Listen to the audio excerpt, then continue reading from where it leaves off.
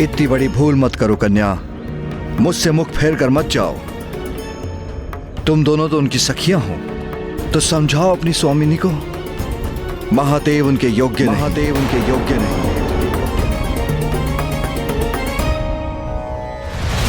प्रतीत होता है ऐसे शांत नहीं होंगे अब आप। आपका उचित उपचार करेंगे हम। ये अचानक मेरे मन में बेचैनी कैसी?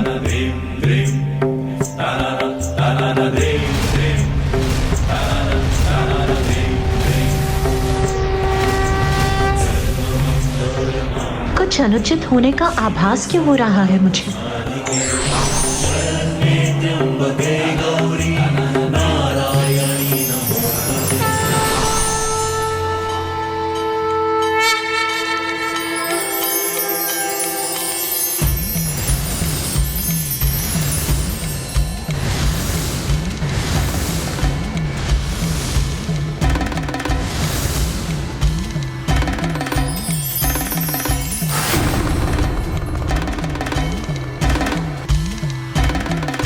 प्रभु, चंद्र भी पूर्ण हो गया उनके माथे की शोभा। त्रिलोचन त्रिकाल की जग में लागे अलौकिक ये आभा। किसी दिव्य शक्ति का आभास क्यों हो रहा है मुझे, जिसने मेरे बढ़ते हुए पग को मत कर दिया है?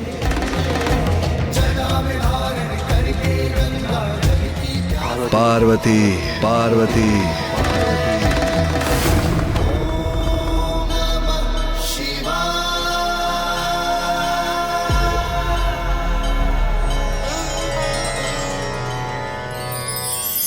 पार्वती, पुनः मुझे स्वयं से वंचित कर रही हो।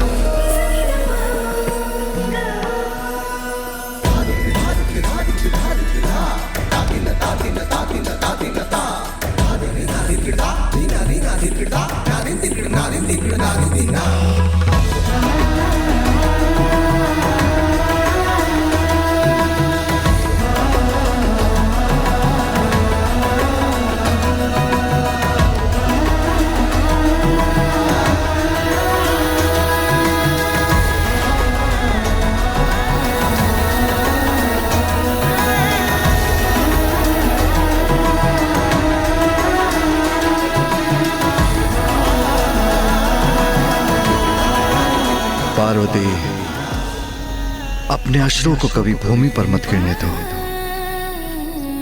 ये शुभ नहीं। बहुत कष्ट दिए हैं ना तुम्हें, बहुत कठोर परीक्षा ली है ना तुम्हारी।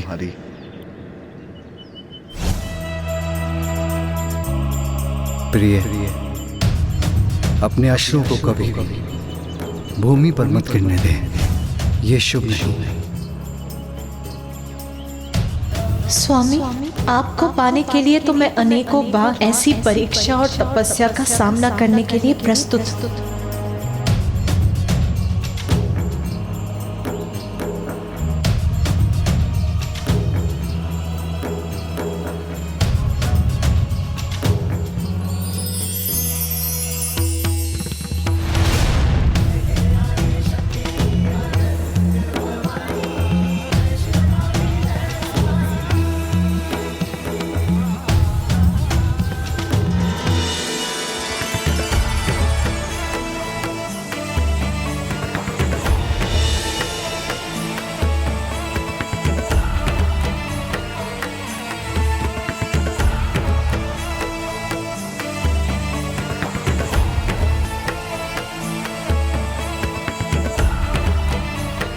पार्वती, मैंने तो तुम्हें खो दिया था, किंतु आज तुमने मुझे पुनः पा लिया। और ये परीक्षा तो उस परीक्षा के समक्ष नगण्य है, जिसका कष्ट तुम 3 सहस्त्र वर्षों से सहन कर रही हो। जब इतने वर्षों में मैं एक पल के लिए भी तुम्हारे हृदय से दूर नहीं हुआ, तो ऐसा होना कहां संभव था? तुम्हें तो इस परीक्षा में सफल होना ही था प्रिय। पार्वती, मैं तुम्हारे तप से प्रसन्न हुआ और ये कठोर तपस्या तुमने मुझे पाने के लिए की, तो मैं प्रस्तुत हूं।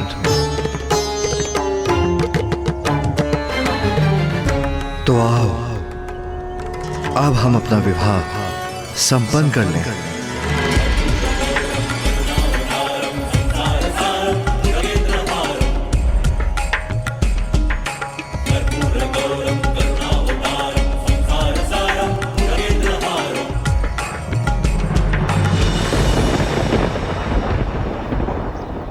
नहीं नहीं नहीं,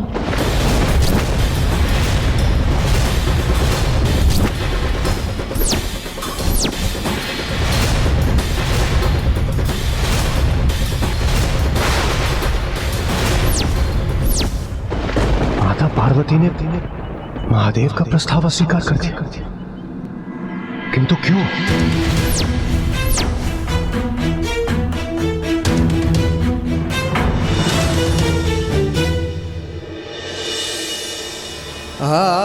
पार्वती, मेरे विवाह बंधन में बंधकर मेरा सानिध्य पाने के लिए तुमने 3 सहस्त्र वर्ष मेरी तपस्या की, और अब जब मैं तुमसे विवाह करने का आग्रह कर रहा हूं, तो तुम उस आग्रह को अस्वीकार कर रही हो? हाँ प्रभु, क्योंकि उसके लिए आपको मेरे माता पिता से अनुमति प्राप्त करनी होगी।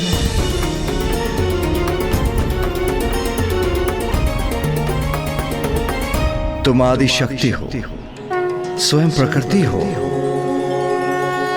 मैं निर्गुण हूं, निराकार हूं। अपने भक्तों की भलाई के लिए हम आकार धारण करते हैं, जिससे शक्ति और शिव का संयोग बना रहे। तो फिर इस दिव्य घटना हेतु मुझे किसी की अनुमति की भला क्या आवश्यकता? प्रभु, सत्य है, आप परब्रह्म परमेश्वर हैं और मैं स्वयं प्रकृति हूँ, किंतु इस जन्म में मैं शैलपुत्री हूँ। इसीलिए अभी भी अपने माता पिता के बंधन से बंधी हूँ। मैं ब्रह्मचारिणी हूँ, अर्थात विवाह के पूर्व मैं अपने पिता की पुत्री हूँ। इसीलिए अपने माता पिता के सम्मान का ध्यान रखना मेरा धर्म है। प्रभु, आपके मेरे मांग में सिंदूर भरने और मेरे कंठ में मंगलसूत्र पहनाने के उपरांत ही मैं आपकी अर्धांगिनी बनूंगी। इसलिए विवाह हेतु मेरे पिता से मेरा हाथ मांगना आपके लिए अनिवार्य है। उनकी अनुमति के बिना मैं आपसे विवाह करने में असमर्थ हूँ।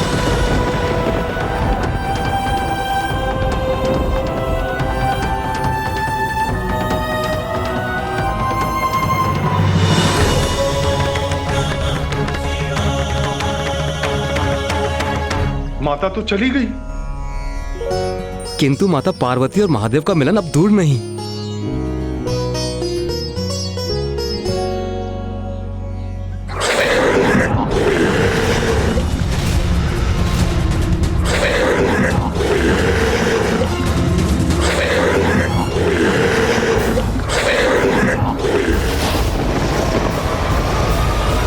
कौन हो तुम? भट्टासुर, संदेश वाहक हूं तारकासुर का, और आप सभी को इसे क्षण स्वर्ग में पहुंचने का आदेश दिया जाता है। इंद्रदेव, यह अवश्य उस तारकासुर की कोई चाल है। तुम्हारे महाराज तारकासुर ने स्वर्ग पर अनुचित अधिकार अवश्य स्थापित किया है, किंतु स्मरण रहे, वो हमारा राजा नहीं है। जाओ, जाकर कह दो उससे हम कदापि नहीं आएंगे। महाराज का निमंत्रण तो अस्वीकार कर सकते हैं आप, किंतु ब्रह्मदेव का आमंत्रण भी ठुकराएंगे आप देवराज? ब्रह्मदेव स्वर्ग में महाराज तारकासुर का मार्गदर्शन कर रहे हैं, और उनका आदेश है कि आप सभी देवता इसे क्षण स्वर्ग में प्रस्तुत हों। ये मेरा महाराज तारकासुर का निर्णय है कि तुम देवताओं को पुनः स्वर्ग में निवास करने की अनुमति देता हूं।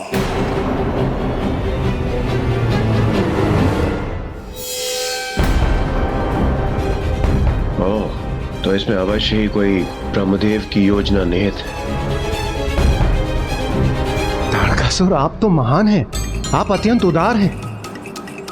हाँ। उदार तो मैं हूं, किंतु स्मरण रहे तुम मेरे अधीन हो और मेरे राज्य की देखभाल करने के लिए नियुक्त किए जा रहे हो। ये भ्रम मत पालना कि पुनः देवराज के पद पर स्थित हो गए हो तुम। हाँ हाँ तारकासुर, आप आश्वस्त रहे। हाँ वत्स तारकासुर, उचित निर्णय लिया है तुमने। यहाँ का दायित्व देवताओं को सौंपकर इन तुच्छ कार्यों के लिए तुम्हें अपनी ऊर्जा व्यर्थ करने की आवश्यकता नहीं है। उचित कह रहे हैं आप ब्रह्मदेव, ये तुच्छ कार्य तो देवता ही करेंगे और मेरा ध्यान केंद्रित होगा मेरी मायावी नगरी शोणितपुर के निर्माण पर। जिसका कल आज मेरी एवं मेरे असुर वीरों की प्रतीक्षा कर रहा है, जहां अब हमें जाना ही होगा।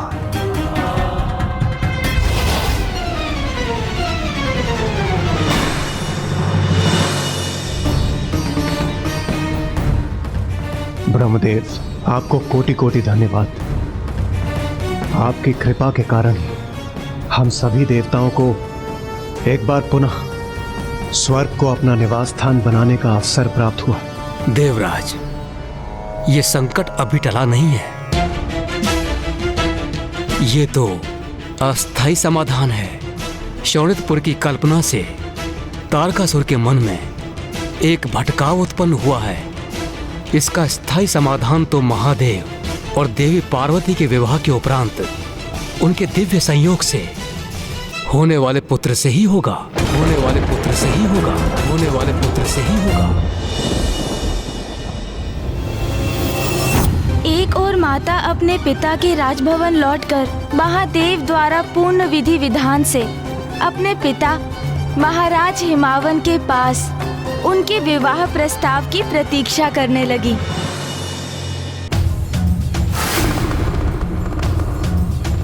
और दूसरी ओर वहां कैलाश में समस्त देवता बड़े ही सहज भाव से महादेव के पास ये विनम्र निवेदन लेकर पहुंचे कि वो महाराज हिमावन के पास माता पार्वती से अपने विवाह का प्रस्ताव भेजे। महादेव, कृपा कर और विलंब मत कीजिए। हाँ महादेव, देवी पार्वती अपने पिता के वहाँ लौटकर प्रतिदिन प्रतिपल इसी प्रतीक्षा में होंगी कि आप कब उन्हें वहाँ लेने के लिए पहुँचेंगे। आप महादेव हैं, आप तो सभी विधि विधान से ऊपर हैं, किंतु देवी पार्वती को तो उनका पालन करना होगा। आपके विवाह के पूर्व उन्हें कुछ नियम निभाने होंगे। आपको विवाह हेतु उनके माता पिता से देवी पार्वती का हाथ मांगना ही होगा। शिव और शक्ति के संयोग में अब विलंब नहीं होना चाहिए, किंतु मैं स्वयं जाऊं, उनके पिता से उनका हाथ मांगू? कदापि नहीं महादेव। देवी पार्वती का प्रस्ताव लेकर मैं और नारायण आपके पास आए थे। इसी तरह आपकी ओर से भी किसी को प्रस्ताव लेकर उनके माता पिता के समक्ष प्रस्तुत होना होगा।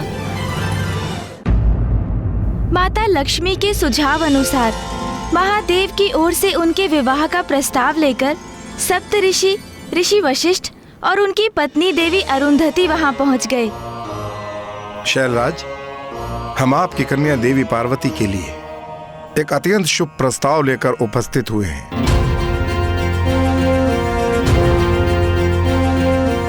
हम ब्रह्म परमेश्वर महादेव की ओर से प्रस्ताव लेकर आए हैं। आप अपनी कन्या देवी पार्वती का हाथ उनके हाथ में देकर उनके पानी ग्रहण की अनुमति दीजिए महाराज।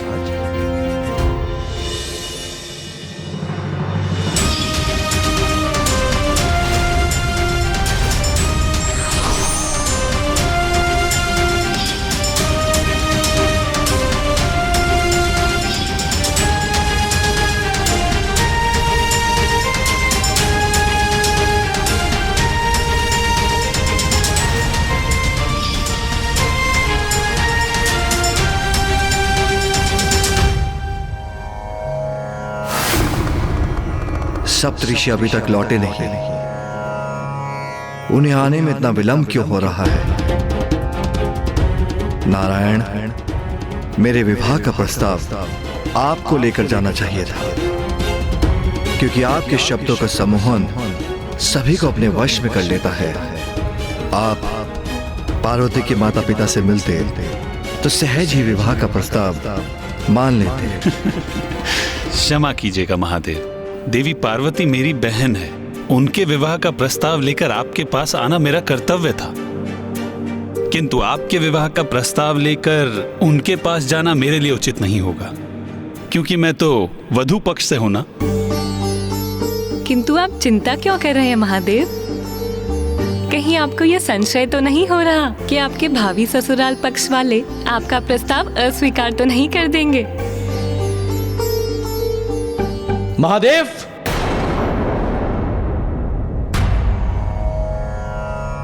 प्रभु, सप्तऋषि और माता अरुंधति लौट आए हैं।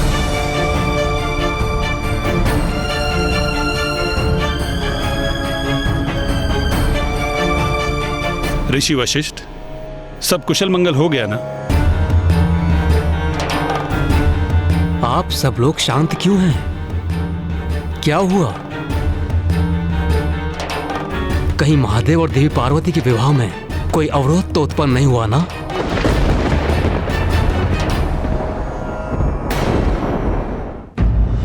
महाराज हिमावन तो ये प्रस्ताव सुनकर अत्यंत प्रसन्न थे, किंतु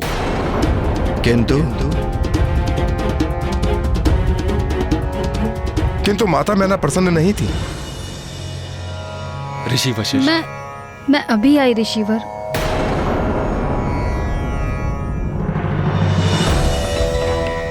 देवी मैना,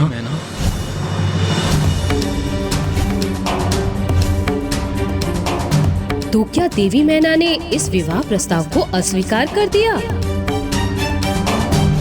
नाथ, आपको तो भली भांति ज्ञात है, उसने तप करने का हठ किया तो मैंने हृदय कठोर कर उसे जाने दिया, किंतु अब जब वो इतने दीर्घ समय के उपरांत लौटी है तो इतनी शीघ्र स्वयं से दूर जाने की अनुमति उसे कैसे दे दूं? देवी मैना, हमारी पुत्री पार्वती ने इतना कठोर तप किया है और अब उसका उचित परिणाम हमारे समक्ष है और उसे हमें स्वीकार करना ही होगा। पुत्री मैना, महाराज हिमावन,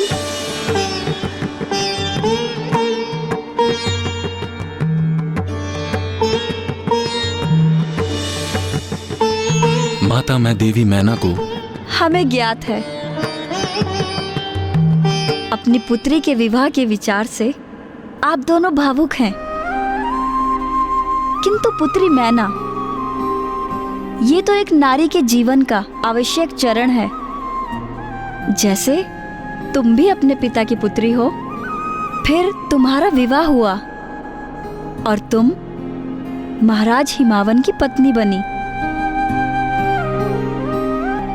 अपने माता पिता का साथ त्याग कर आप महाराज हिमावन के साथ यहाँ हिमालय पर्वत में अपनी गृहस्थी संभाली। ये तो एक ना एक दिन होना ही है ना?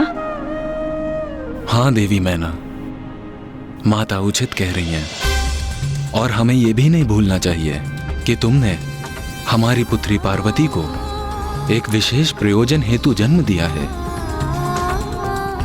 और उसकी नियति उसकी प्रतीक्षा कर रही है।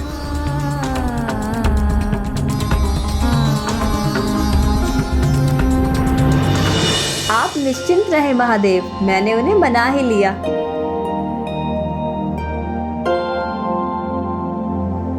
मैंने कहा था ना, मेरी पुत्रवधू अरुंधति का जाना लाभप्रद हुआ। उसने स्थिति को संभाल लिया। तो महादेव, फिर प्रतीक्षा किस बात की? अब तो आप बारात ले जाने के लिए तैयारी कीजिए। महादेव, अब विलंब अनुचित है। महाराज हिमावन और माता मैना कन्यादान करने के लिए आतुर हैं। मेरे प्रभु का विवाह होने वाला है। हर हर महादेव।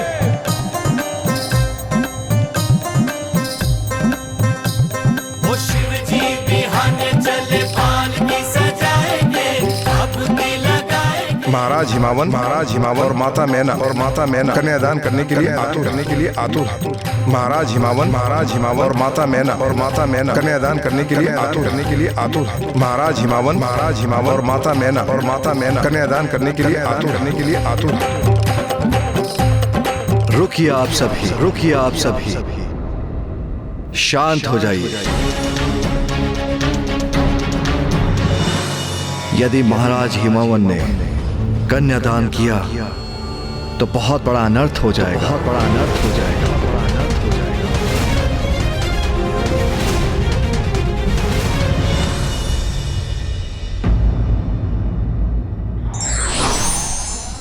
संस्कार और मर्यादा का पालन सभी के लिए अनिवार्य है। मेरे प्रभु का विवाह होने वाला है। हर हर महादेव। रुकिए आप सभी, शांत हो जाइए। क्या हुआ महादेव? ऋषि वशिष्ठ, क्या महाराज हिमावन कन्यादान करेंगे? महादेव, प्रथा तो यही है कि कन्या के विवाह में कन्या का कन्यादान उसके पिता ही करते हैं, और उनका तो सौभाग्य है कि वो स्वयं महादेव को कन्यादान करेंगे और उसके उपरांत उनको मोक्ष प्राप्त होगा।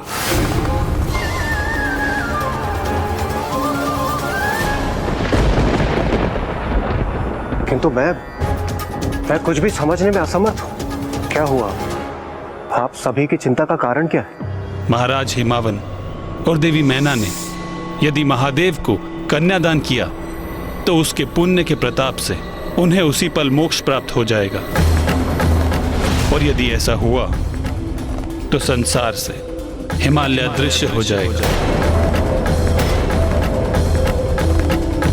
और हिमालय तो संसार की तपोस्थली है। यदि वो अदृश्य हो गया तो सब ऋषि मुनि कहां तप करेंगे?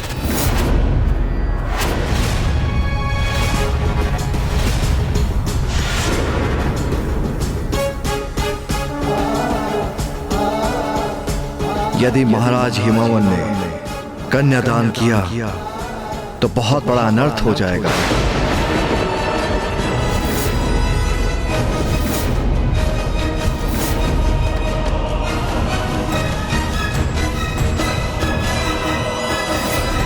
ये एक अत्यंत विचित्र और विकट परिस्थिति उत्पन्न हो गई।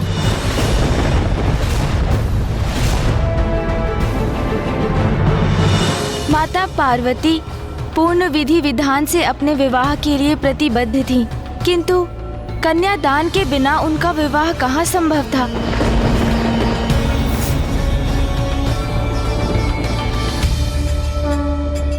ये कैसे असमंजस की स्थिति उत्पन्न हो गई थी ब्राह्मण देवता? अब तो सब कुशल होना चाहिए था ना? इतनी कठोर तपस्या की थी माता ने। जब उसका सुफल प्राप्त करने का समय आया तो उनके मनोरथ में एक और विघ्न आ गया। तो क्या इस उलझन को सुलझाने का कोई उपाय नहीं था?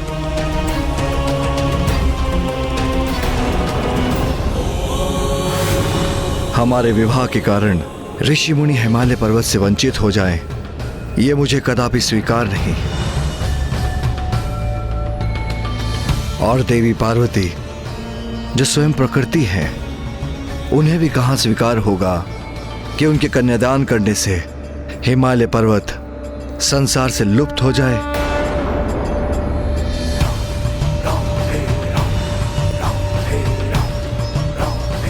महादेव, कन्यादान विवाह की विधि का मुख्य भाग है, जो कन्या के लिए अपने पिता का आशीर्वाद तो है ही, किंतु उसके अपने जीवन में एक महत्वपूर्ण परिवर्तन का सूचक भी, क्योंकि कन्यादान से कन्या पुत्री की भूमिका के साथ अर्धांगिनी की भूमिका को भी अपनाती है।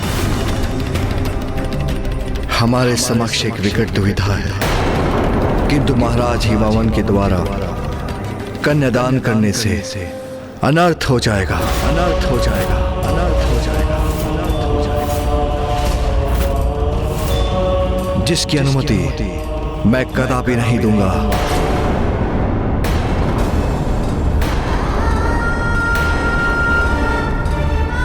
ऋषिवर, इस समस्या का फिर क्या समाधान हो सकता है?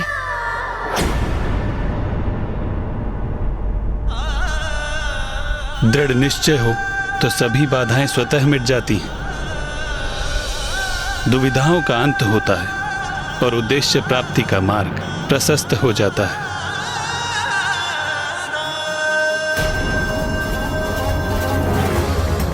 महादेव और देवी पार्वती का विवाह अवश्य होगा।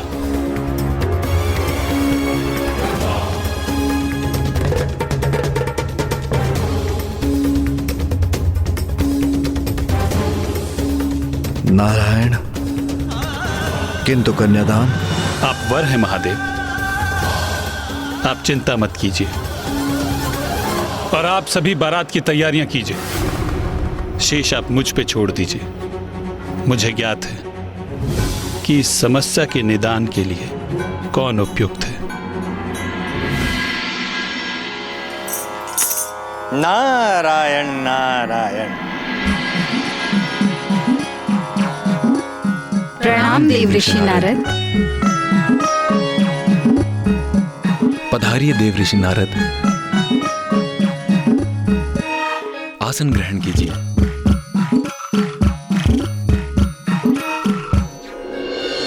ग्रहण करने आसन नहीं हुआ है मेरा आगमन। सब कुशल मंगल तो है ना? नारायण नारायण। महारानी मैना, आपकी चिंता का नहीं कोई विशेष कारण। देवादिदेव महादेव और देवी पार्वती का अवश्य होगा लगन। महारानी मैना, अभी अभी मैं कैलाश से ही आ रहा हूं और वहां भी अत्यंत उत्साह है। सभी में और सभी उत्साहित होकर बारात की तैयारी कर रहे हैं बड़े उमंग से।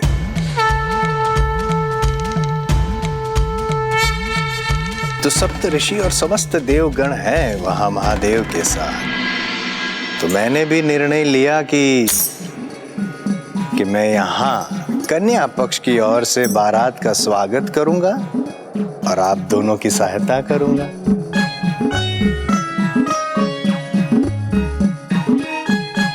आपके इस शुभ विचार से हम कृतार्थ हुए देव ऋषि नारद। इस शुभ अवसर पर आप हमारे साथ हैं, ये हमारा परम सौभाग्य है। नारायण नारायण। माता मैना, देवी पार्वती तैयार हो चुकी है। चलिए देवर्षि नारद, मेरे साथ चलकर पुत्री पार्वती को आशीष देने की कृपा करें। अवश्य। आइए आइए।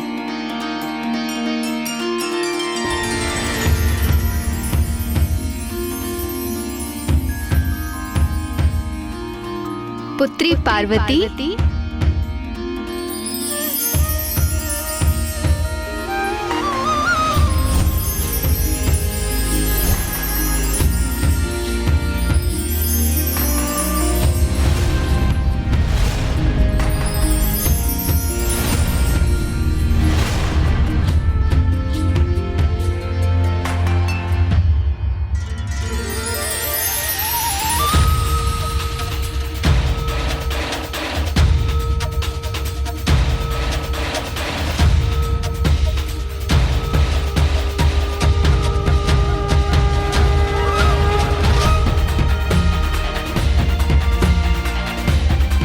सुंदर, अति सुंदर, अद्भुत।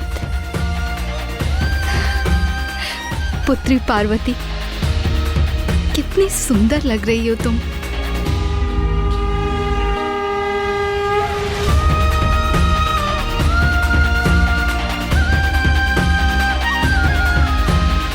पुत्री पार्वती, देवर्षि नारद कैलाश से यहाँ तुम्हें आशीष देने आए हैं। कैलाश से?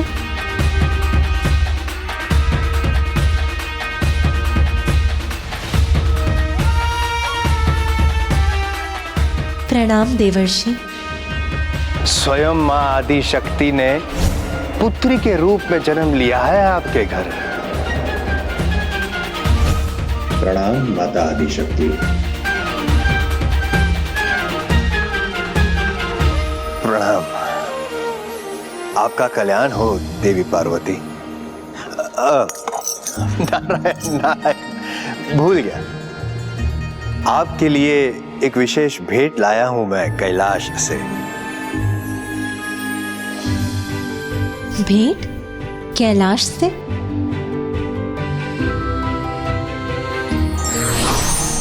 विशेष रूप से मात्र आपके लिए, स्वीकार कीजिए।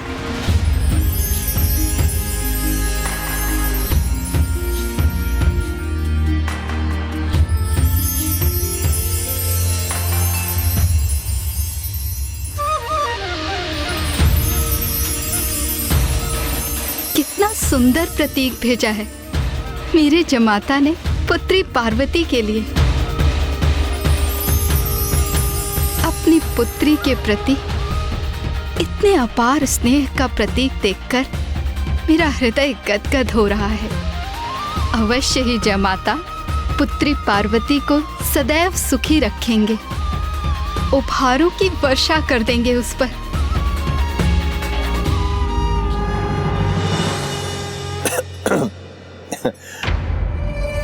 महारानी मैना, ये विशेष उपहार आपके होने वाले जामाता महादेव ने नहीं,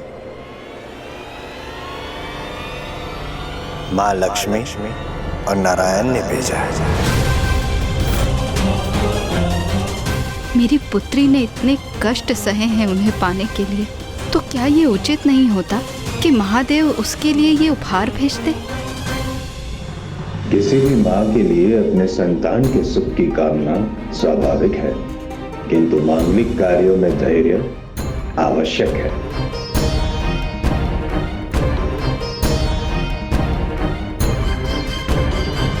किंतु देव ऋषि योजना के अनुसार वहां पहुंचे थे ना ब्राह्मण देवता, फिर उसमें कुछ अनुचित कैसे हो सकता था? और क्या था देवर्षि नारद का विशेष प्रयोजन? देवर्षि नारद वहां क्या करने जा रहे थे? आपको इस प्रश्न का उत्तर पाने के लिए संपूर्ण कथा का श्रवण करना होगा महाराज। नारायण नारायण, एक नववधू के रूप में माता पार्वती की आभा अनुपम, अति सुंदर।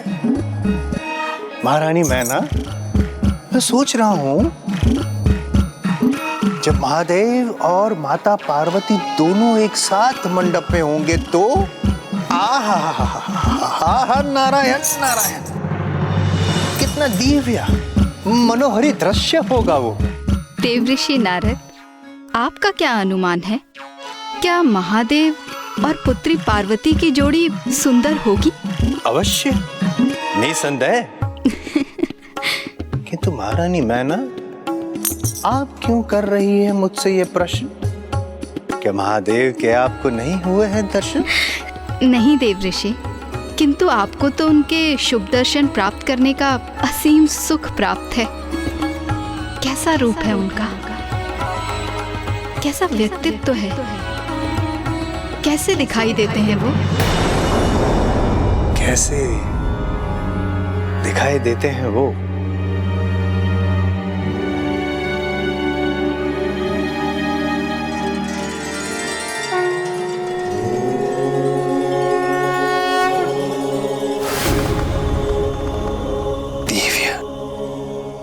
दिव्य है वे, दिव्यता की प्रतिमूर्ति है वे, जिनकी जटाओं को स्वयं चंद्र सुशोभित करते हैं, जिनका मस्तक चमकता है उनके दिव्य तेज से। पुत्रों की ऐसी पैनी दृष्टि है जो आत्मा में उतरकर अंतर के सभी रहस्य को ज्ञात कर लेती है।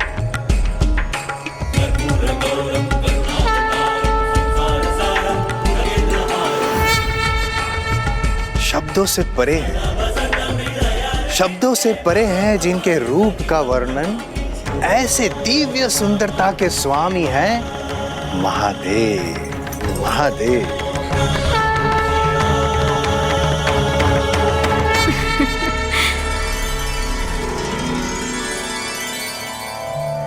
उनके समान दिव्य और सुदर्शन भला और कौन हो सकता है इस संसार में?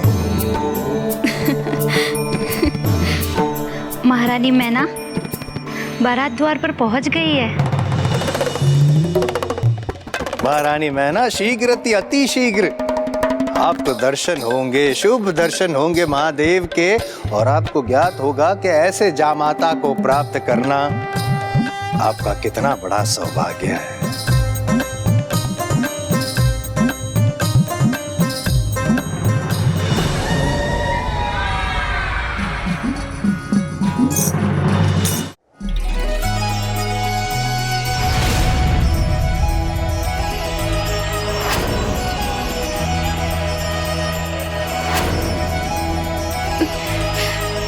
सखी पार्वती, बारात आ गई है। पल पल बढ़ता पगी उमा का, शिव से करने चली मिलाप। अनुपम ये संयोग अनोखा, होगा अब ये पुनर्मिलाप। व्याकुल ये हृदय और नैना, पार्वती शिव मिलेंगे आज। कितनी सुंदर और भव्य बारात है। इस बारात के दर्शन यहीं से कर लेते हैं। पार्वती शिव मिलेंगे आज, पार्वती शिव मिलेंगे आज।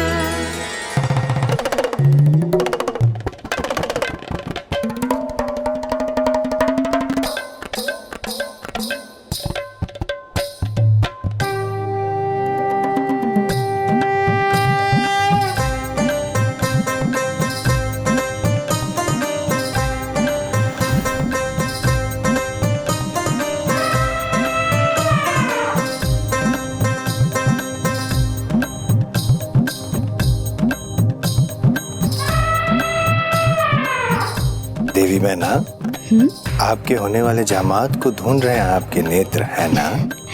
हाँ देवऋषि नारद, आपके मुख से उनकी इतनी प्रशंसा सुनकर मैं उन्हें देखने के लिए अति आतुर हो रही हूँ।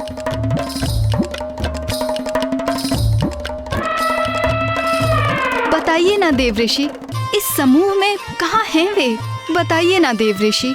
मेरे मुख से इतनी प्रशंसा सुनी है आपने आपके होने वाले जामाता की, तत्पश्चात भी आप मुझे पूछ रही हैं?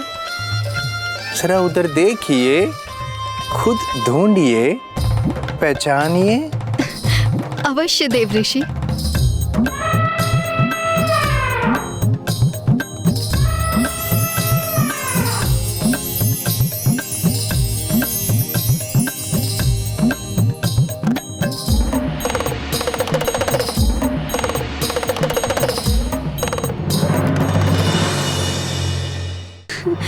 मैंने पहचान लिया देवऋषि उन्हें। वो देखिए देवऋषि, जो अत्यंत आकर्षक व्यक्तित्व के स्वामी हैं, जिनकी चाल इतने आत्मविश्वास से भरी है, जिनका मुख इतना सुंदर है। अवश्य वही महादेव होंगे, है ना?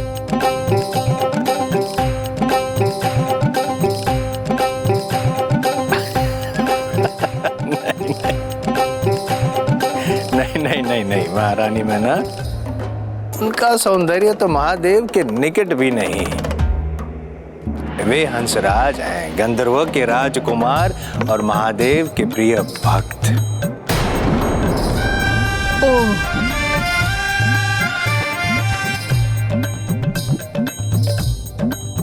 जिनके भक्त इतने सुंदर हों, वे स्वयं कितने दिव्य और मनोहर होंगे।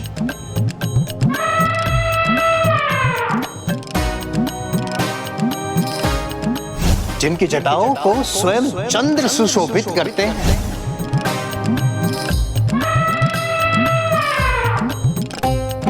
अच्छा, तो ये जो अब मेरी दृष्टि में है, जिनका राजमुकुट चंद्रमा के समान उनके मस्तक पर दमक रहा है, अवश्य यही महादेव होंगे।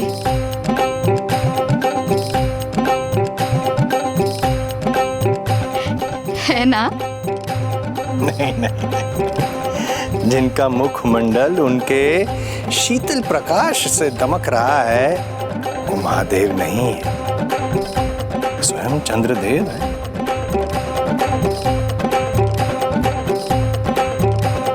कैसा अनुपम सौंदर्य है चंद्रदेव का, जो स्वयं मेरे होने वाले जामाता की जटाओं में सुशोभित हैं, तब तो महादेव अवश्य ही और भी सुंदर होंगे।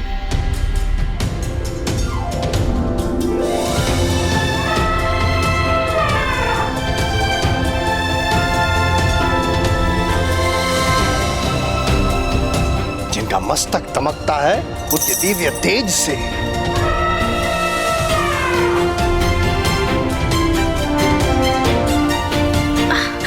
तो क्या वो महादेव हैं जिनका अपार तेज सबसे अधिक मुखरित है?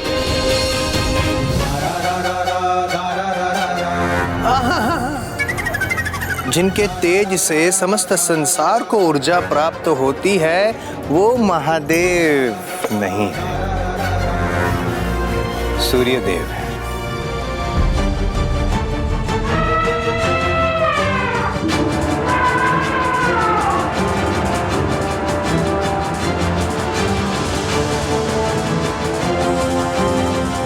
अच्छा, तो अवश्य यही जिनके व्यक्तित्व से ऐसा अनूठा आत्मविश्वास झलक रहा हो, अवश्य यही महादेव हो सकते हैं।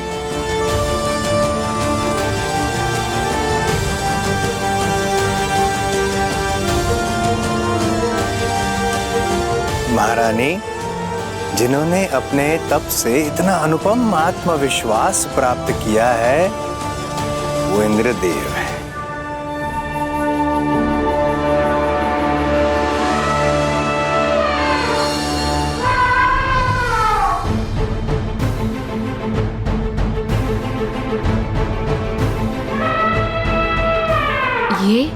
ये मैं क्या देख रही हूँ?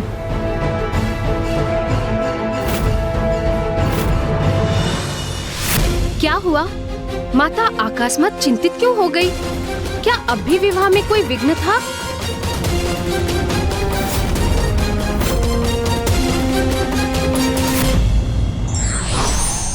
किसी भी माँ के लिए अपने संतान के सुख की कामना स्वाभाविक है, किंतु मांगलिक कार्यों में धैर्य आवश्यक है।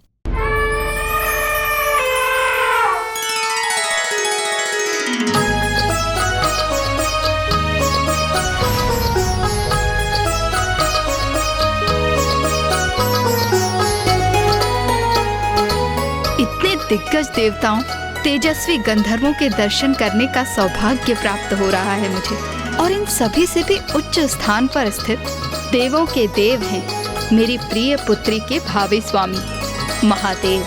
धन्य है मेरी पुत्री।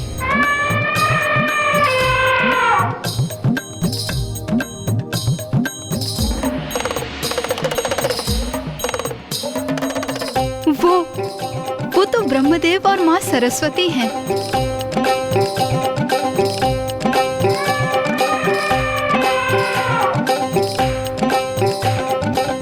महाराज, महारानी, वो देखिए।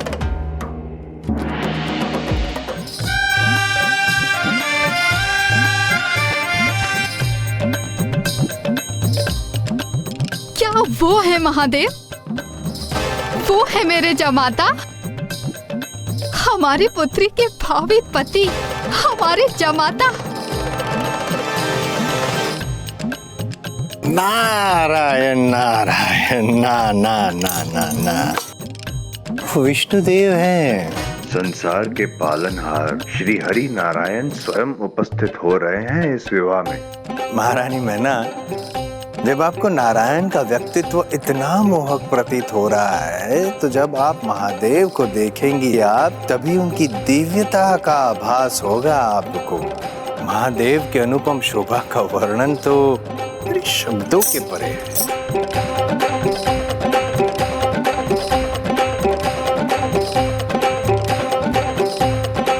नारायण, कदाचित आपकी योजना पूर्ण करने के अत्यंत निकट हूं मैं।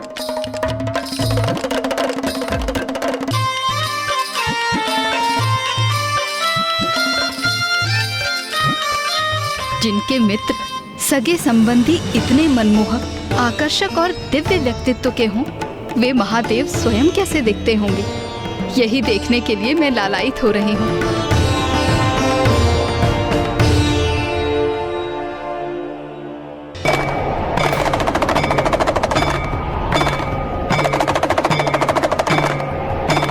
अकस्मात क्या हो रहा है?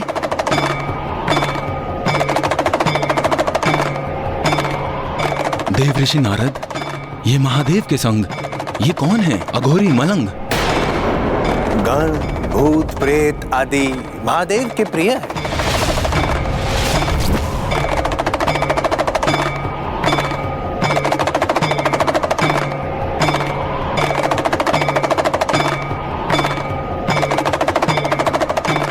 महारानी मैना, महाराज हिमावन, महादेव, महादेव।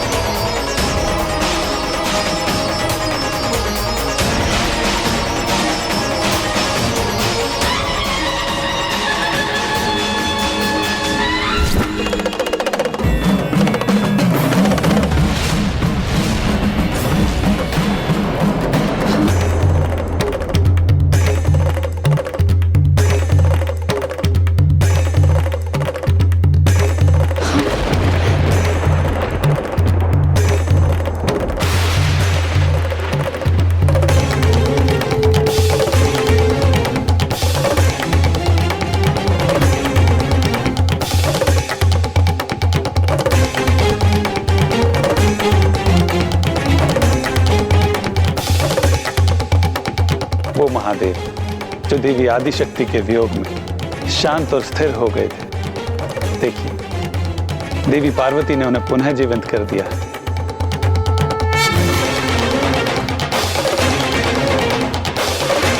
ये क्या? इस अघोरी से मेरी पुत्री का विवाह होगा?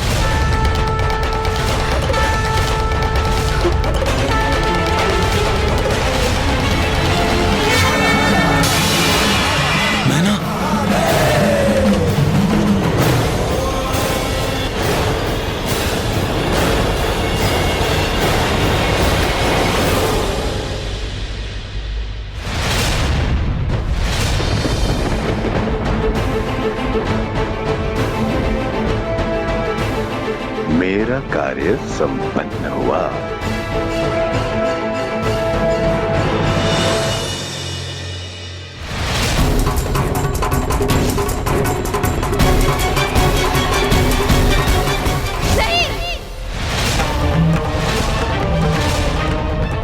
माँ, माँ,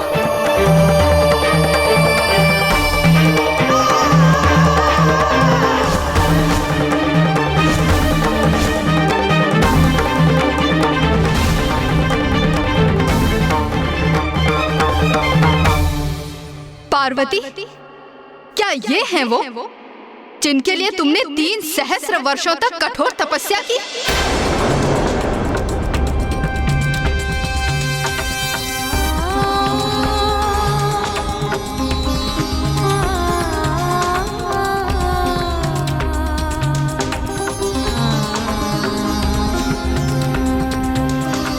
क्या त्रुटि रह गई थी हमारे लालन पालन में पार्वती, जो तुमने अपने लिए ऐसे वर का चयन किया?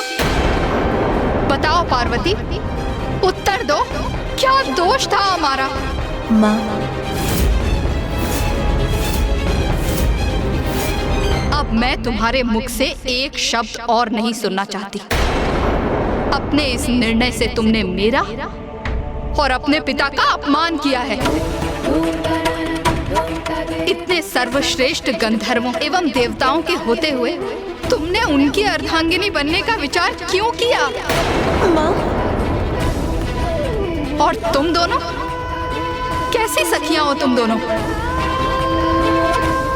तुमने तो उनके दर्शन किए थे ना, तो क्या ऐसे पति की कामना करती हो तुम अपनी सखी के लिए? क्या तुम सबकी मति मारी गई है? नहीं माता, जब हमने उन्हें देखा था तब। बस बस बस।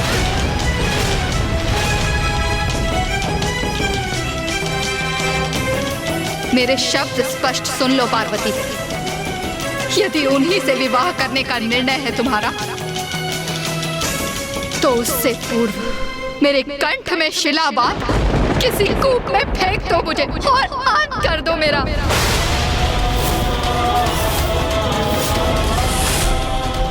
यदि विवाह मंडप में अब भी उन अघोरी के साथ बैठने की इच्छुक हो तुम, तो तुम्हें मेरी अर्थी पार करके जाना होगा पार्वती।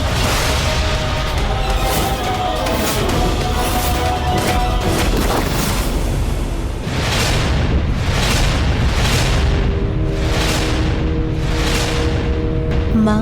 नहीं पार्वती, अब एक शब्द और नहीं कहोगी तुम, क्योंकि तुम्हारा कोई भी शब्द मेरे द्रवित हृदय को सांत्वना नहीं दे सकता।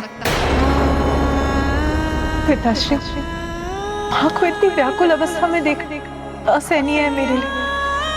अब आप ही उन्हें शांत कर सकते। व्याकुल तो मैं भी हूं पुत्री, इसीलिए निशब्द खड़ा हूं। हमारी प्यारी पुत्री पार्वती का विवाह एक अघोरी के साथ, इसकी हमने कदापि कल्पना नहीं की थी।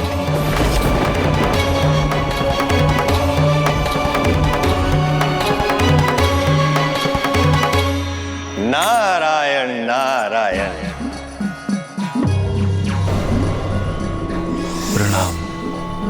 प्रणाम देवेश्वर। महाराज हिमावन, महारानी मैना, बारात आ चुकी है द्वार पर। आपको करना है इनका स्वागत, किंतु आप दोनों तो स्थित है किसी विचलित अवस्था में, जैसे कोई अघटित घटना की आपको हुई हो आहट।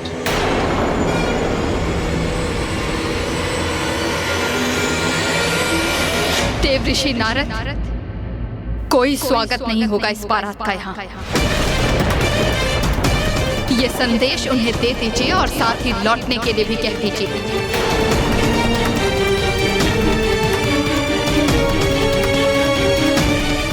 आज कोई विवाह नहीं होगा यहाँ। विवाह नहीं होगा? महारानी, आपके ये शब्द है अनुचित, कर रहे हैं मुझे विचलित। बारात का हो चुका है आगमन और यही नियति है। महादेव और देवी पार्वती एक दूसरे का करे वरण। नहीं, कदापि नहीं देव ऋषि। वो अघोरी मेरी पुत्री पार्वती के योग्य नहीं है।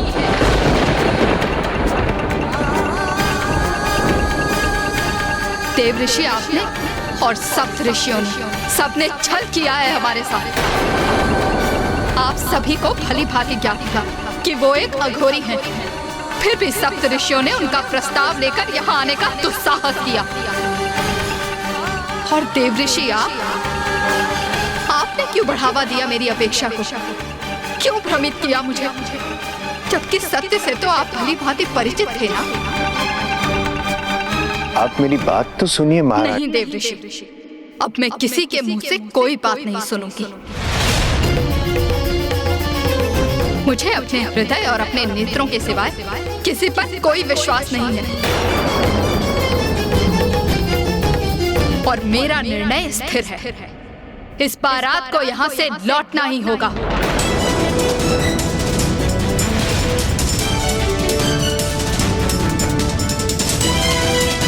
नारायण नारायण, ये तो और भी विकट परिस्थिति उत्पन्न हो गई है यहाँ। मुझे ऐसा प्रतीत होता है कि महाराज हिमावन और महारानी मैना के हृदय में हमने आवश्यकता से अधिक संशय पैदा कर दिया। हिमालय पर्वत अपने स्थान पर स्थिर रहे इसलिए ये संशय उत्पन्न किया था हमने। महादेव को अघोरी रूप में देख हिमावन के मन में संशय उत्पन्न हो और कन्यादान के पश्चात उन्हें इनका समुचित फल प्राप्त न हो, जिस कारण बिना मोक्ष के उनका अस्तित्व सदा बना रहे। किंतु उसका ऐसा परिणाम होगा ये हमें ज्ञात नहीं था। किंतु सत्य तो ये भी है कि शिव और पार्वती अभिन्न हैं। उनकी इच्छा के विपरीत उन्हें एक दूसरे से अलग नहीं किया जा सकता। सत्य है, शिव और शक्ति को कौन विलग रख सका है? ये तो असंभव है। किंतु नारायण, माता पार्वती अपने माता की आज्ञा का उल्लंघन कर मर्यादा कभी भी भंग नहीं करेंगी। और यदि माता मैना ने महादेव को अपने जमाता के रूप में स्वीकार नहीं किया तो फिर इस समस्या का समाधान कैसे होगा? परिस्थिति बहुत विकट हो गई थी। देवता असमंजस में थे। किसी को भी ज्ञात नहीं था कि महादेव और माता आदिशक्ति की लीला किस प्रकार उजागर होगी। माता मैना इस विवाह को रोकने के अपने इस निर्णय पर दृढ़ता से स्थिर हो गई थी। और अब समस्त देवता इस विचार में थे कि वो किस प्रकार माता मैना की स्वीकृति प्राप्त करें।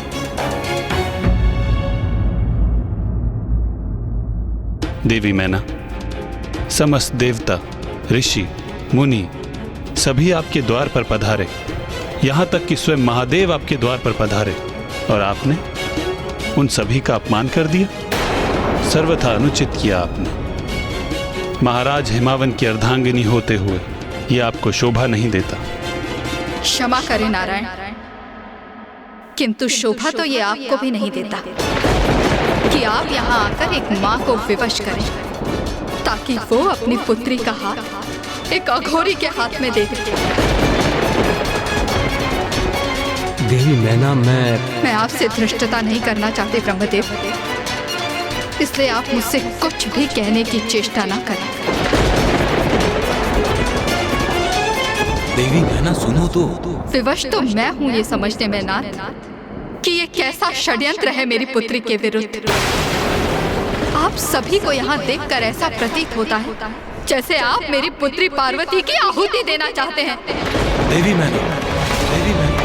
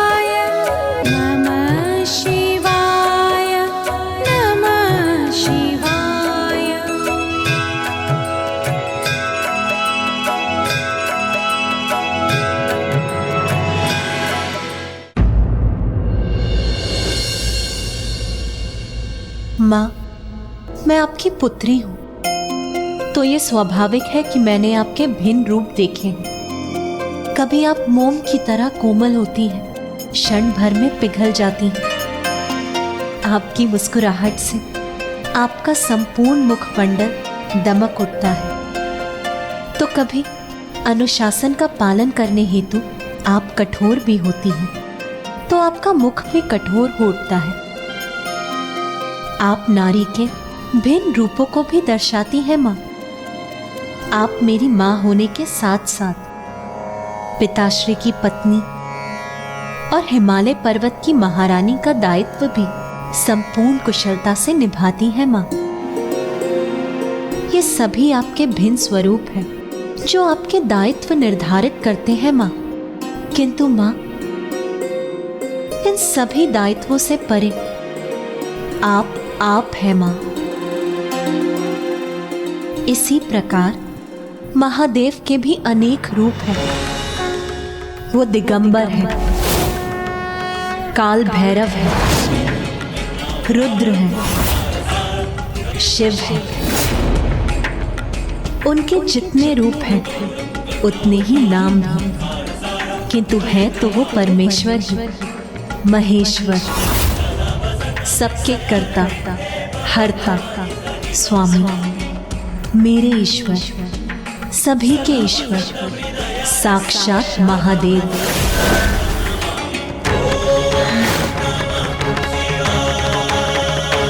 वो महादेव आपकी पुत्री के तप से प्रसन्न होकर हमारे द्वार पर उपस्थित है और समस्त देवी देवता मेरे और महादेव के विवाह के आनंद में आपके द्वार पर उत्सव मना रहे हैं। इससे बड़े सुख की बात भला और क्या हो सकती है माँ? मेरी नियति महादेव ही है, इसीलिए आप भी अपने मन से सभी शंकाओं को त्याग दीजिए माँ और इस विवाह को होने की अनुमति दीजिए। यह आपकी पुत्री का अपनी माँ से निवेदन है माँ।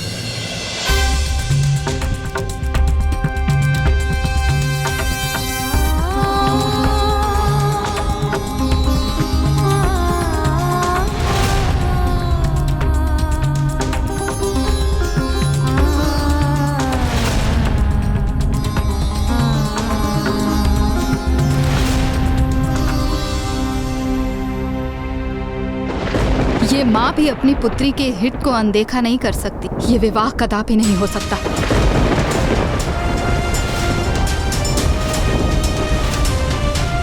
उस अघोरी को यहाँ से बारात लेकर वापस जाना होगा। ये एक पुत्री की माँ का निर्णय है।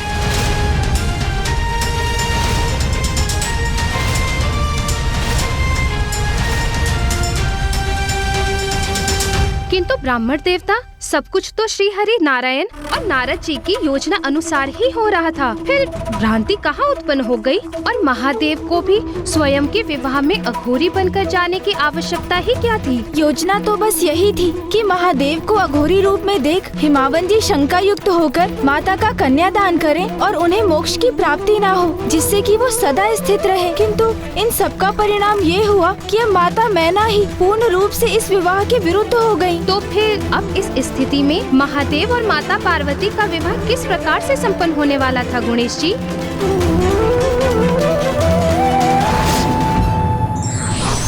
संतान के प्रति माँ की चिंता स्वाभाविक है, किंतु सत्य का तथ्य जाने बिना किसी भी निष्कर्ष पर पहुँचना भूल करवा सकता है। श्री हरि नारायण एवं देवर्षि नारद की योजना के अनुसार महादेव भस्म विभूत होकर एक अघोरी के रूप में बारात लेकर पहुँचे, जिन्हें देख माता मैना और शैलराज हिमावन चकित एवं दंग रह गए। किंतु इन सब के पीछे यदि एकमात्र आशय था तो वो बस इतना कि महादेव को अघोरी रूप में देख माता मैना और हिमावन शंका से भर जाएं और यही शंका उनके मोक्ष प्राप्ति का बाधा बने, जिससे कि संसार के समस्त ऋषि मुनियों को उनकी तप स्थली हिमालय से वंचित न होना पड़े। आज यहाँ कोई विवाह संपन्न नहीं होगा। तुम्हें उस अघोरी को त्यागना ही होगा पुत्री। माँ, महादेव निर्गुण है तो सगुण है, महादेव कुरूप है तो स्वरूप भी, किंतु महादेव के समस्त रूपों का वर्णन तो कोई भी नहीं कर सकता, क्योंकि उनके स्वरूपों का पूर्ण ज्ञान किसी को भी नहीं। जब श्री हरि नारायण, ब्रह्मदेव और स्वयं मैं उनके अनंत रूपों की था नहीं ज्ञात कर सकते, तो और कोई अन्य कैसे उनका रूप ज्ञात कर सकता है? सत्य है, शिव तो अपने अनंत रूपों में सर्वत्र व्याप्त हैं और शक्ति उनकी पूरक है। यही सत्य है। समस्त संसार में जो कुछ भी घटित हो रहा है वो महादेव की ही लीला है। वो महादेव आपकी पुत्री के तप से प्रसन्न होकर हमारे द्वार पर उपस्थित है। इससे बड़े सुख की बात भला और क्या हो सकती है माँ? मेरी नियति महादेव ही है, इसीलिए उन्हें मेरा पानी ग्रहण करने दीजिए माँ।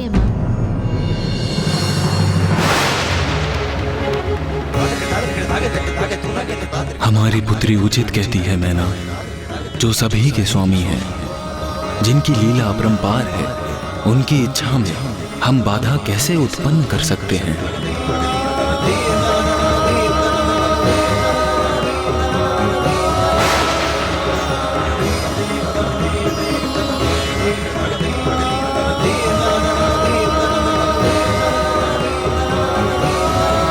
नाथ, आपके दिगंबर रूप के दर्शन करके माँ अत्यंत सशंकित है। कृपा कर अपने मनोहर रूप के दर्शन देकर उनकी ये चिंता दूर कीजिए।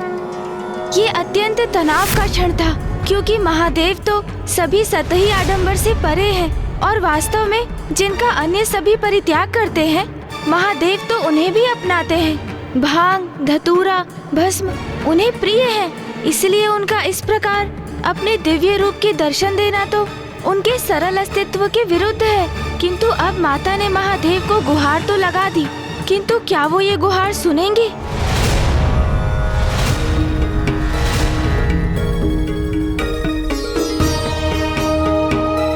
माँ, अब संकोच मत करिए और चलिए मेरे साथ। चलिए, किंतु कहाँ?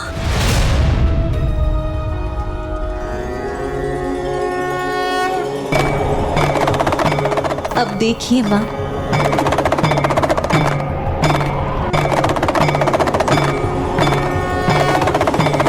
लगता है मैंने प्रभु को इतना भला बुरा जो कह दिया, इसलिए कदाचित वो यहाँ से लौट गए हैं। माता, आपको एक अद्भुत और दिव्य अनुभव होने जा रहा है, इसीलिए अब आप अपने नेत्र बंद कीजिए और उनका ध्यान कीजिए।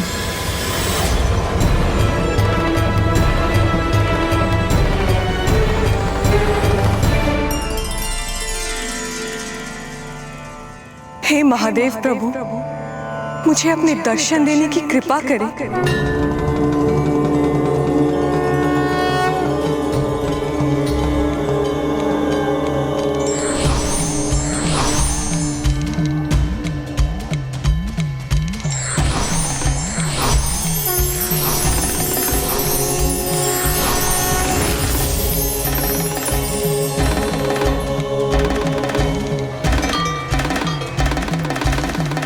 चंद्र भी पूर्ण हो गया बन के माथे की शोभा,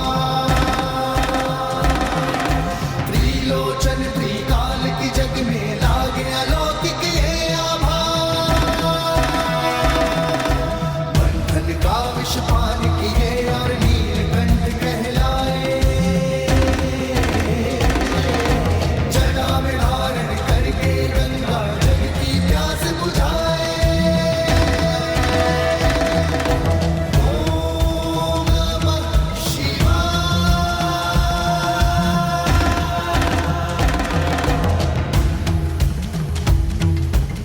कितना दिव्य और अलौकिक है महादेव का ये मनोरम स्वरूप।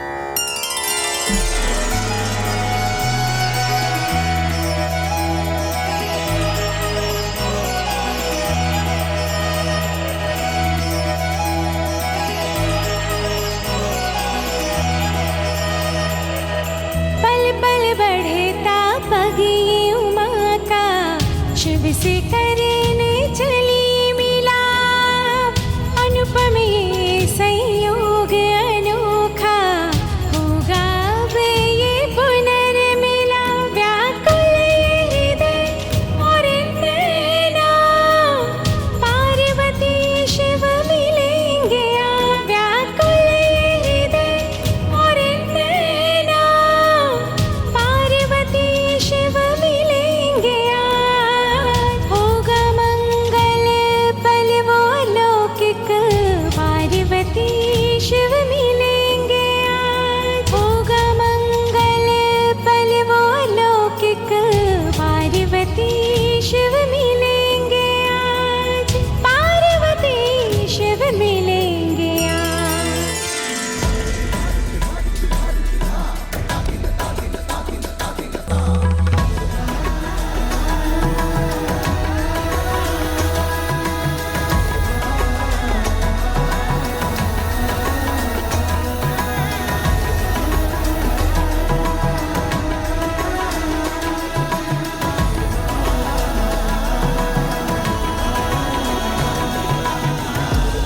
अंततः महादेव और माता पार्वती के विवाह का योग बन ही गया।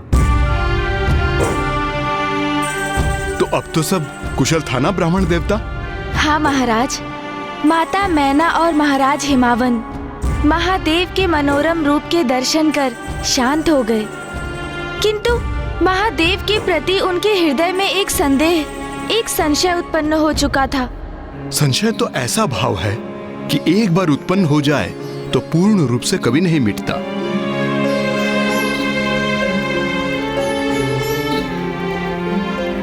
कन्यादान के लिए हाथ आगे बढ़ाइए।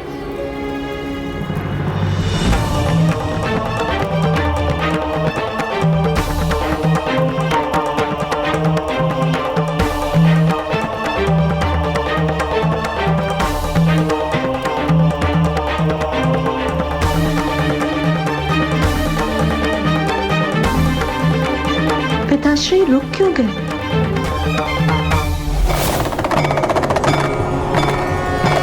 मुझे ज्ञात है महादेव ही पुत्री पार्वती की नियति है, किंतु मेरी पुत्री को उनके कौन से रूप के सानिध्य में रहना होगा? उस रूप में जिसमें उनका आगमन हुआ था, अन्यथा उस रूप में जो उन्होंने अभी धारण किया है।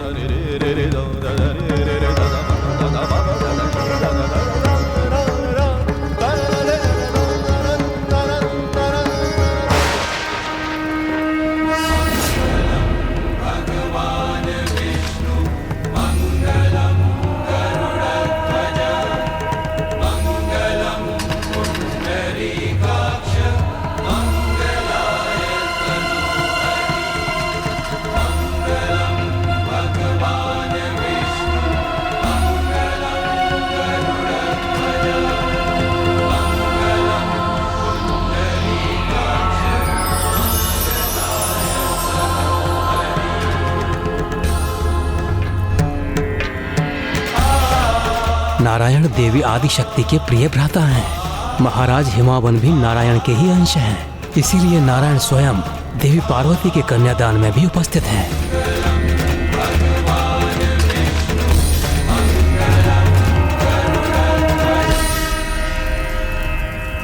सुख दुःखानि सर्वाणि त्वया सह विभज्यते, यत्तत्त्वं वहं तत्र प्रथमतः ब्रवीमि। कुटुम्बरक्षकार्यास्तामि अबालपुत्रहदिदम्, अस्मि नास्ति च सन्तुष्टा द्वितीयसा द्विहितम्। रुद्रो भक्तिरता नित्यं सदैव प्रियभाषिणी, भविष्यामि पदेच्चैव तृतीयसा प्रविहितम्। आर्ते आर्ता भविष्योमि सुखदुःखा विभागिनी, तवाज्ञा पालयाम्यामि कन्या भूर्यपदे।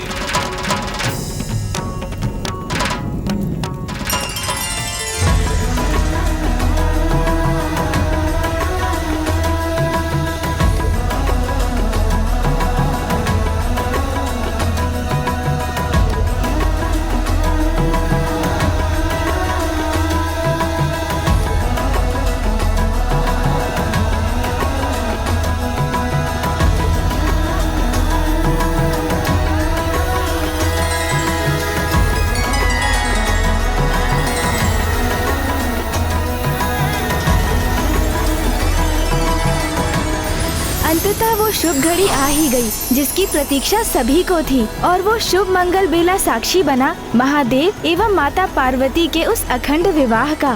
किंतु सत्य तो ये भी था कि महाराज हिमावन ने शंका युक्त होकर पुत्री पार्वती का कन्यादान किया था, जिसके फल स्वरूप उन्हें मोक्ष की प्राप्ति नहीं हुई और वे सदा के लिए धरा पर ही रह गए।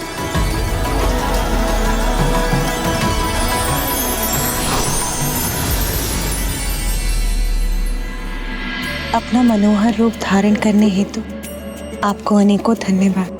पार्वती, आपने मुझे पाने के लिए पुनः जन्म लिया, मेरी सेवा की, मेरा सानिध्य प्राप्त करने के लिए तपस्या की, इतनी कठोर परीक्षा दी, तो आपकी मां को मनाने के लिए इतना तो मैं कर ही सकता था। शिव की शक्ति है आप, आपके बिना मैं कुछ भी नहीं। अब मैं आपको अपने से विलग नहीं होने दूंगा।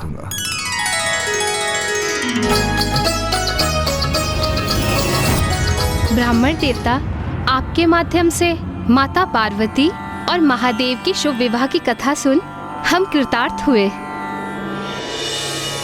माता ब्रह्मचारिणी के जीवन का सार इस सीख में निहित है कि जिनका मन जीवन के कठिनतम संघर्ष में भी अपने लक्ष्य से नहीं भटकता, उन्हें सफलता अवश्य प्राप्त होती है। और माता ब्रह्मचारिणी की पूजा करने वाले भक्त जीवन के सभी सुख भोगते हुए मोक्ष प्राप्त करते हैं। माता ब्रह्मचारिणी का जीवन इसका भी द्योतक है कि वो कन्या जो अपने मन को पवित्र रख अपने जीवन में पूजा, व्रत एवं तपस्या को अंगीकार करती है, उसे एक ऐसे गुणी पति की प्राप्ति होती है जो उसके लिए सर्वथा योग्य होता है, जैसे माता पार्वती को महादेव प्राप्त हुए। किंतु इसमें तो सौभाग्य दोनों का ही था। जहाँ एक ओर माता पार्वती को महादेव प्राप्त हुए, महादेव को भी तो माता आदिशक्ति का साथ प्राप्त हुआ।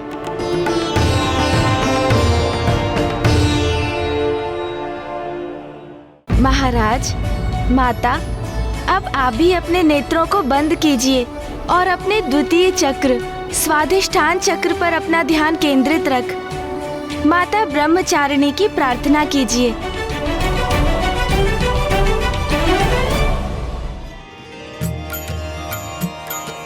दधाना कर पद्माभ्यां क्षमाला कमंडलू देवी प्रसीदतु मयि ब्रह्मचारिण्यनुतं मा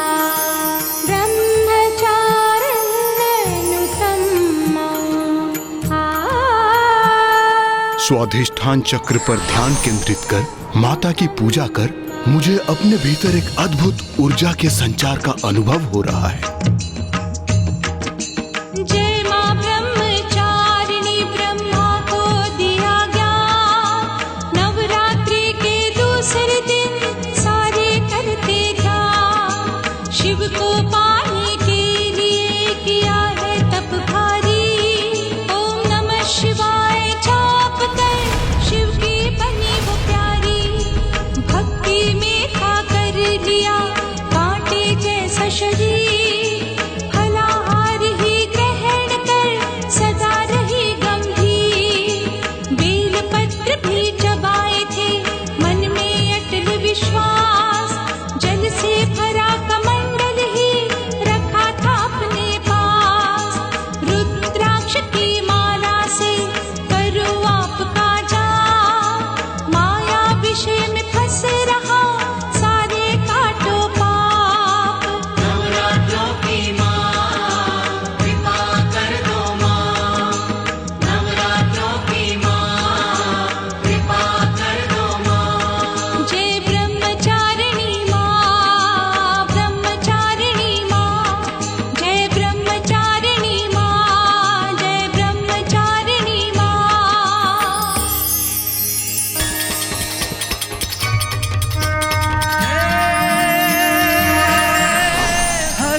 कमल और कर में कमंडल माता ब्रह्मचारिणी।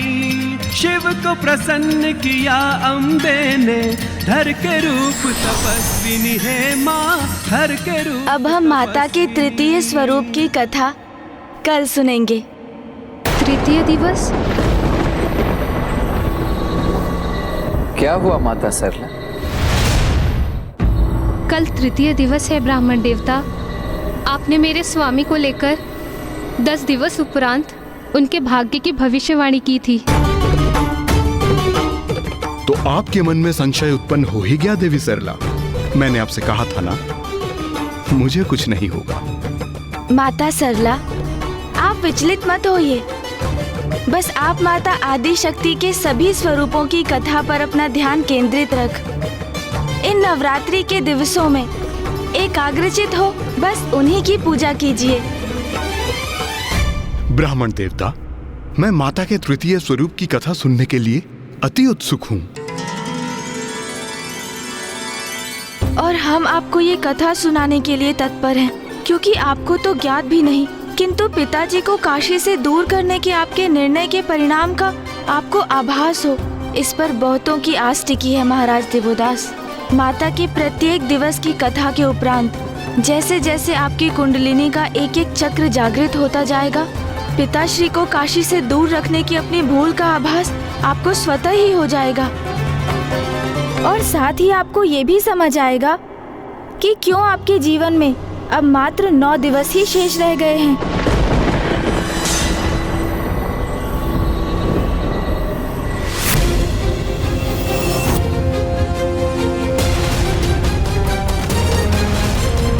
माँ आदि शक्ति, मैं वेद माता आपसे गुहार लगाती हूँ कि कृपा कर वेद की रक्षा कीजिए। नारायण, ब्रह्मदेव, अब ऋषि जिज्ञासा के पास कुछ ही समय बाकी। यदि उनका देहांत हो गया तो हम सब पर ब्रह्म हत्या का पाप लग जाएगा। हमारी दुर्बलता और पीड़ा और भी बढ़ती जा रही है। आपको धैर्य रखना होगा इंद्रदेव।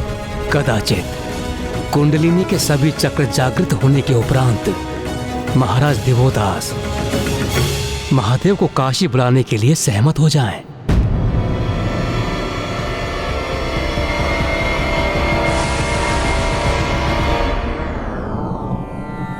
ब्राह्मण देवता, हम माता आदि शक्ति के तृतीय स्वरूप की कथा सुनने के लिए अति आतुर हैं। माता आदि शक्ति की तृतीय स्वरूप है माता चंद्रघंटा। माता चंद्रघंटा।